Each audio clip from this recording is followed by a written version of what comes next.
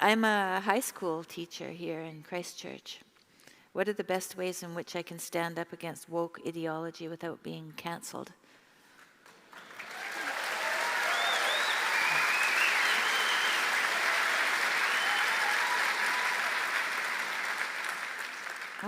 Only 35 people voted for that, but I think it was pretty popular by the sounds of it. Yeah, it does, yeah.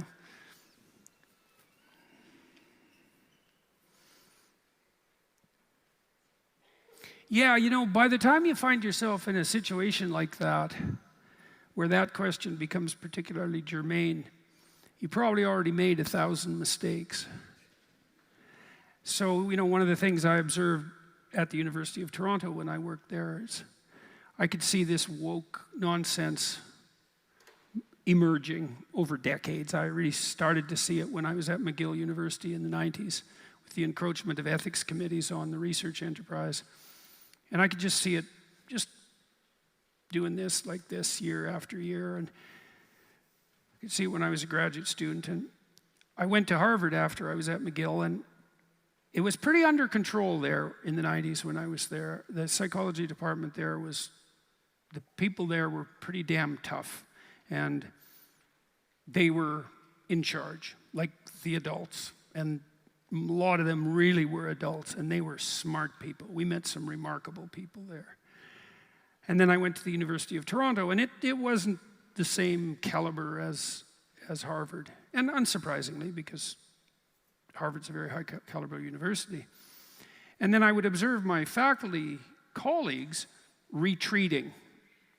So the administration, which has ballooned out of control over the last 30 years in universities, just incrementally move forward with increasingly intrusive demands. Each demand being a rather small demand, but the sum total of all the demands was not small. And I had many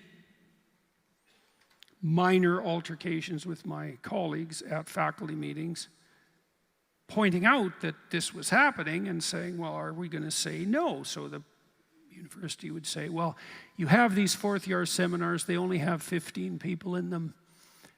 We have a staff shortage, faculty shortage. Can you like double the size of the seminar? And my response to that was, well, how about you hire some more faculty members and a few fewer people on the administrative side? How would that be for a solution? And then I tried to get data, and the data question was, how many administrators have you hired in the last 10 years compared to faculty members as the student population has grown? And I never did get that data from the University of Toronto, but we know it broadly speaking for universities, and the answer is there's more students, there's no more faculty members, like there's more students than there were 20 years ago. There are no more faculty members, and there's way more people on the administrative front. And so, but the answer to my colleagues was, that my colleagues always delivered was, well, you know, does it really make that much difference if we double the size of our seminars? And the answer is, well, yes, if the seminars are valuable and the interpersonal time you're spending with the students is necessary and the whole enterprise is credible, because these students have worked for 4 years and they're usually at the top of their academic heat by the time they get into fourth-year seminars, and they need the attention. And now you're going to dilute it by a factor of 2, and that means that if the seminars were worthwhile to begin with, then yes, you're compromising them. So yes, actually, it does matter if the whole enterprise matters. But then, if I was rude enough to point that out, the response was often, well, if we don't do what the administration wants, they won't give us what we want. And my observation was, and I used to say this, have you noticed that they're not giving you what you want anyway? And then that was usually when I was hushed up in a variety of ways and we moved to the next topic. And so I watched my colleagues take micro-retreat 5,000 times. And then by the end of that, they were in a situation where they had to ask a question like, well, what do we do to not be canceled by the woke mob? And the answer was, don't let the woke mob form? Well, it has formed. It's like, yeah, it has. It's a little late now. Now you're paying the price for all that avoidance, which we just talked about in the first part of this discussion. And so, you know when you quell what you have to say, right? And you experience an inner disquiet, you think, I have something to say, but I'm afraid to say it. It's like, fair enough. How afraid are you not to say it? People have complimented me on my bravery, which is something I'm not particularly comfortable with, because I don't think it's the right way of thinking about it. It's not how I think about it. I think, no, I'm just afraid of the right thing. It's not that I'm brave. I'm way more afraid of not saying what I have to say than I am of saying it. And the consequences of saying what I have had to say have been dramatic and sometimes very painful, and also extremely rewarding, both of those at the same time. But I know perfectly well what the consequence of not saying what you have to say is, because I studied totalitarianism for 40 years. And in a totalitarian state, no one ever says what they have to say. We have this theory about totalitarianism. It's sort of the theory we have about Putin right now. It's like there's a lot of innocent Russians, and there's Putin. He's the tyrant, and all these innocent Russians are the victims of the tyrant, and that's a totalitarian state. And there's some truth in that, because power structures get extraordinarily warped and punitive in totalitarian states, but it's a completely preposterous model of totalitarianism. The reason that totalitarianism is total is because everyone in a totalitarian state lies about absolutely everything all the time to everyone, to themselves, to their wife or husband, to their children, to the other members of their family, to their friends, to their colleagues. It's the old Russian joke. They pretend to pay us and we pretend to work. Yeah, ha ha. Ha ha, till everyone starves. Very funny.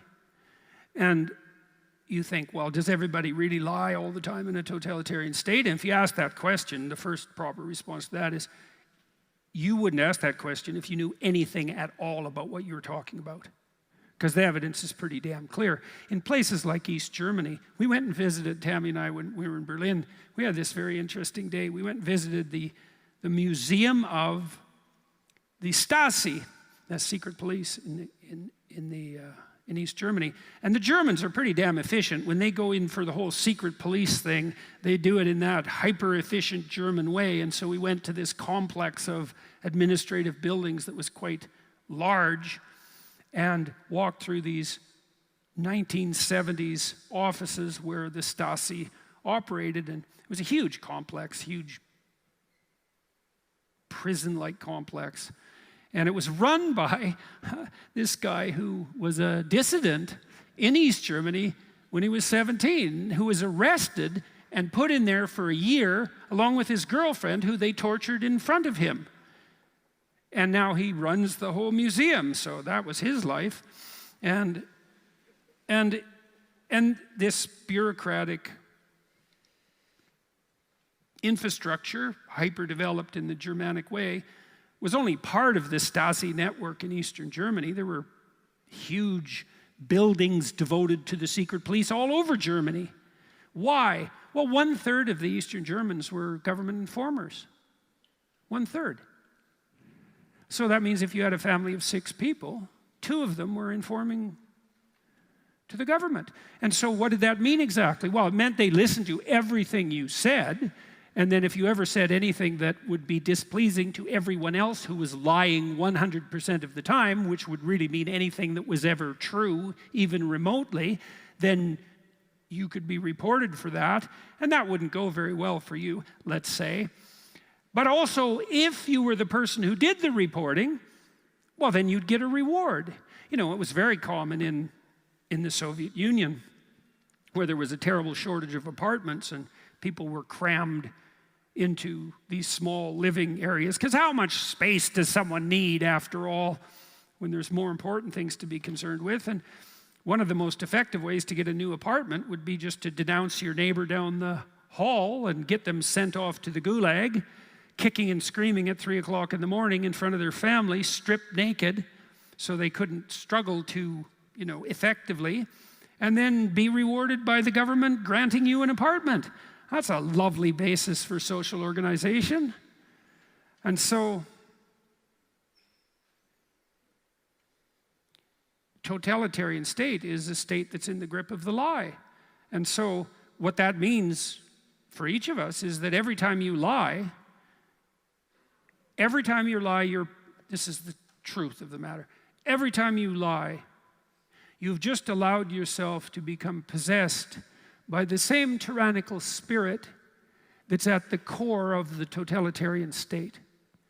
And you might think, no, I'm lying. It's like, no, the spirit of the lie is making itself manifest within you, and you are participating in your own possession. That's what's happening. And so I'm way more afraid of that than I am of the consequences of saying what I have to say.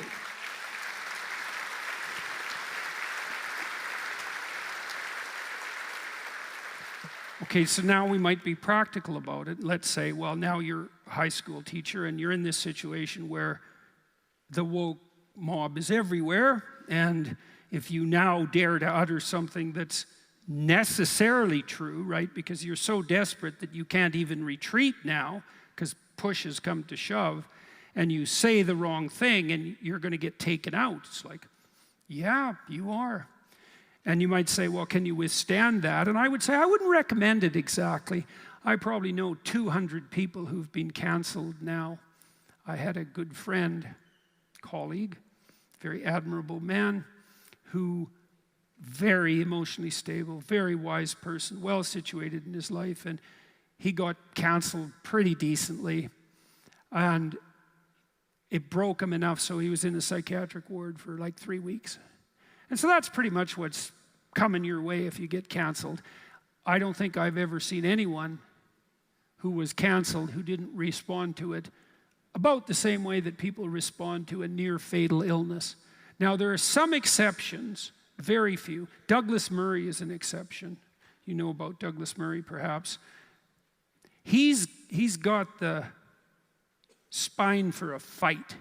And so when the mob comes for him, his attitude generally is, just bring it on, you pricks. And Murray's got away with that pretty well, but he's a singular person. There aren't very many people like that. And so good for him. Back to this problem. So now you're in a situation where if you have been driven by desperation to finally understand that you have to say what you have to say or pay the spiritual consequences, let's say, but now it's gone too far because there's been 3,000 micro-retreats, you're going to face something like cancellation, which is justice at the hands of a vengeful mob, let's say. It's going to be pretty damn brutal. And it isn't necessarily even obvious that you'll survive. So that's a pretty rough choice. Now, I dealt with people who were in that sort of situation in my clinical practice because they were people who'd been cornered by ideologically possessed bullies at work and tortured beyond their ability to tolerate it and needed to figure out how to free themselves. And that usually took like a year of strategizing. And so the first thing you got to ask yourself is, well, is your CV or your resume in order? If you get fired, could you find another job? If you get fired so hard that you can't find a new job in your profession, which is what happens if you're really effectively canceled, do you have the wherewithal and the resources to find gainful employment somewhere else? Because you might be in a situation where you think, well, I can't say what I have to say because I have a family that's dependent on me. And that's a real concern. You can't just say, well, shoot off your mouth anyways. It's like, well, you've got people depending on you. If you now casually utter a truth and you're fired, well, maybe you've been successful in some trivial regard in relationship to standing up to the woke mob, but what about your wife or your husband and your kids? You can't just put all that aside, so you got to start thinking strategically here. You're in a war. A war is a sequence of battles. You better get your arms in order. And so the first thing I would do with my clients was, well, let's get your CV in order, get your resume in order, and start setting up the situation so you have alternatives. You know, when I got mobbed first, when I objected to Canada's compelled speech legislation, my job as a university professor was seriously threatened. I got 2 letters from the human resources people, and I know how human resources people work. They send you a letter and tell you to stop, and that's letter number 1, and then they send you another letter and tell you to stop, and that's letter number 2, and then they send you letter number 3. Then they've documented your misbehavior sufficiently and given you fair warning, and then they fire you. It's just a procedure. I'd seen this happen many times. I knew exactly what was going on, and they got to 2 letters with me. And at the same time, for similar reasons, not precisely the same, but similar, my clinical practice was threatened. So I had 3 jobs.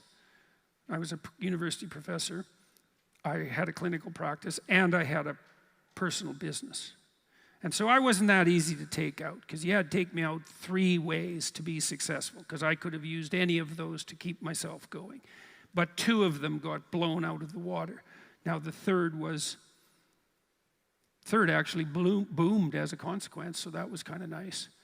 So, yeah, well, but I had set myself up. You know, I'd set myself up so that I had options. And you can ask yourself this, because the question here is a specific exemplar of a more generic question, which is, how do you not put yourself at the mercy of tyrannical forces? Because maybe you have a job, you know, and your boss is a tyrant, because that happens, a narcissistic, psychopathic, exploitative tyrant, and you're not rewarded when you do your job properly, or maybe you're even punished, and you're subject to all sorts of arbitrary and intrusive behavior, and you feel trapped. This happens to people all the time. And what do you do about that? It's like, well, you do what you can to think through the problem strategically and provide yourself with options. And you can't negotiate with someone unless you can say no to them, and you can't say no to them unless you have options. And so what I would do with my clients to begin with is like, okay, well, let's take a serious look at your situation and pull back and think, look, it's going to take you a year to sort this out, because you've got to get yourself ready. Is your resume in order? Well, generally the answer to that from people is no, and people are embarrassed about their resumes. It has holes and gaps, and you know, it's a record of their failures as well as their successes, and they probably haven't updated it in 5 years, and they're embarrassed to look at the damn thing to begin with, because then they have to face all their avoidance and failure across their life, and they're not confident in putting that forward, and so they hide it. They hide it in the filing system in their computer and never look at it. And so the first thing was, well, bring me your bloody resume. And often people wouldn't do that for like 3 weeks because they were so too afraid. And then the task would be, just go onto your computer, find the folder with your resume in it, open it up and look at your resume. Don't fix it, don't adjust it, just gaze at it. And usually if I could get people to do that, then they would start to, that was looking the predator in the eye, then they would start to have enough courage to maybe start going through it line by line. We'd get their resume polished up. And polished up didn't mean falsified. It meant I'd look at it and think, look, well, how are you going to justify this gap in your employment? How are you going to justify this gap in your employment history if you were called on it? And if the answer was the person didn't know how to justify it, then we had to figure out what they might have to do to fix it so that they had a coherent story. Take a university course, that might be part of it. Then at least you can tell the person, if they point to a hole in your education, says, well, I know that hole's there, and here's the steps I'm taking to rectify it, which is pretty good. That's the sort of response that would fill an employer with confidence if they had any sense. And so,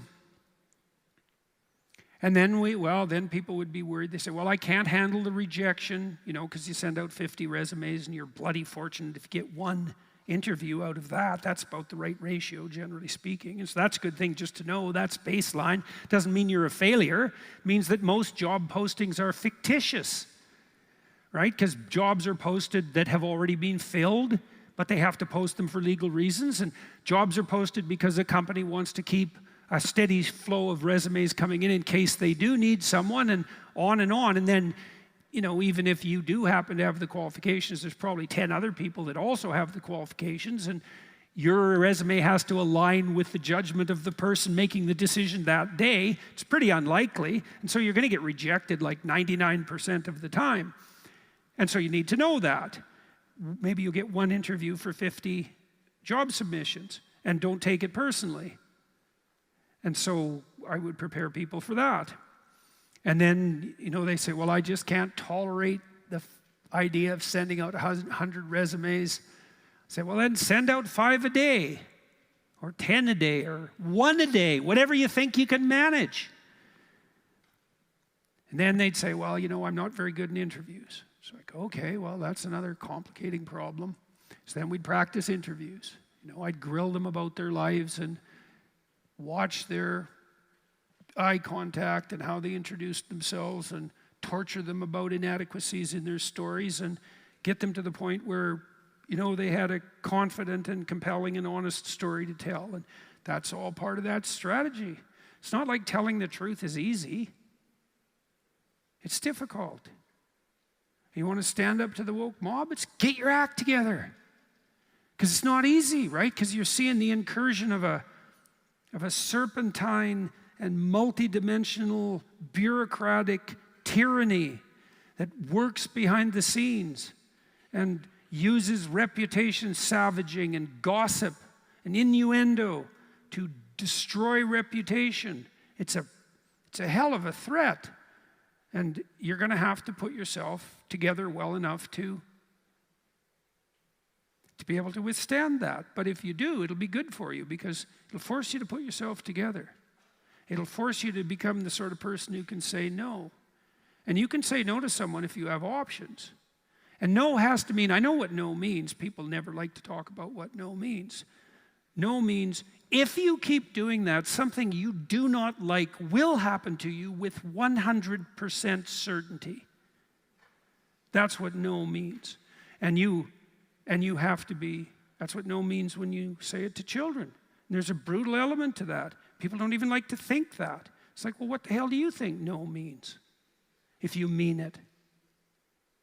No means I can take more torture from you than you're willing to dish out. So it means other things. You're 2 years old. Yeah. So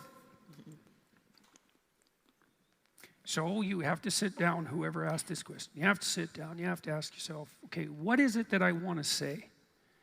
And that's going to be a pretty terrifying internal meditation. And it's a form of prayer, and it's the invitation to a revelation. It's a form of prayer because it's predicated on humility. It's like, okay, I'm not happy with this situation. Something's gone really wrong at work. There's something I need to say. What is it that I need to say? It has to be an honest question. You have to really want the answer. And you'll figure it out. You can start playing with it, and then you want to formulate, this is what I have to say, and then you might have to figure out why. Because you have to be strategic about these things. Why do I need to say that? Boy, that's a complicated question. Well, I'm not pleased with the way I'm being required to act at work. That's pretty vague. What exactly are you not pleased about? What exactly have you been called upon to do that's making you resentful and taking away your motivation? What exactly would you have to say or do to counteract that? That might require, 100 hours of thinking and 20 pages of writing to get that straight. And then you might ask yourself, okay, well, that's the problem. That's what I want to say. This is what I'll have to do to put myself in a position so that I have the ability and courage to say it. And then that's what you have to do. And you might think, well, that's real difficult. I used to talk to my clients, they would talk to me about being miserable at work. And then we would walk through what they would have to do in order to change. And they'd say, well, I don't want to do that, which is why they were avoiding it to begin with. Or do I have to do that? Or I'm not sure I can do that. It's like, fair enough. It's no bloody wonder you're terrified of it and avoiding it for obvious reasons. You don't know how to conduct yourself well in an interview. You're embarrassed about your CV, and that means your whole history. You don't know how to stand up to the woke mob. You've compromised yourself. You're in a situation where other people are dependent on you. You have reasons to be afraid. They're real. But here's something else to be afraid about. You're 35. You don't like your job. It's dead end. You're not motivated. You're bitter. You're resentful. You're 35. You're still, or 50, I don't care, but whatever. Doesn't matter because the story will work out the same way. It's like, and so you're too afraid to change, so you're not going to change. Well, that's a stupid theory, because yeah, you're going to change. You're going to get older. And if you're already bitter and resentful and you don't change, you're just going to get worse. And in 10 years, you're going to be in the same situation, except it won't be the same because you'll be 10 years older. And you'll be 10 years more bitter. And you'll be 10 years smaller. And the tyrants will be 10 years more powerful. And so you should just sit and think about that for about a week. And you should decide whether you're more afraid of changing or more afraid of not changing. And so I think part of the reason that I'm disinclined to shy away from conflict when it's necessary, even though I hate conflict, is because I'm way more afraid of not solving the problem right now than I am of the pain that would be necessary to make the situation clear. And that's because I look ahead and I think, what's it going to be like if we don't solve this problem? It's going to be just like it is now, except the problem's going to be worse and I'm going to be weaker. And I'm already disinclined to solve it. And so how disinclined am I going to be to solve it when it's worse and I'm weaker? And that's this, right? And what's the bottom of this? Well, that was what Dante was trying to figure out when he wrote the Inferno. And you might think, well, I don't believe in that. It's like, well, that's just because you don't know what you need to know. It's an intractable reality that you can spiral downhill. And you should be afraid of that. More afraid of that than you're afraid of saying what you have to say. Because the alternative to saying what you have to say is a descent into hell. And it's the kind of descent into hell that you will undertake and pull people along with you. And you think, well, how do things go from bad to worse? How does a situation like Nazi Germany arise? Or how does a situation like Stalinist Soviet Union arise? Or Maoist China, all these catastrophes of history. Well, that's how it arises. As people spiral downhill and they take everyone with them. And so that's a bad idea, unless that's what you want. I wouldn't recommend it. So you have a serious problem, whoever asked this question, right? Because the question is, how do you stand up to a distributed tyranny? It's like, you better get your act together because you got a war on your hands and you don't want to lose.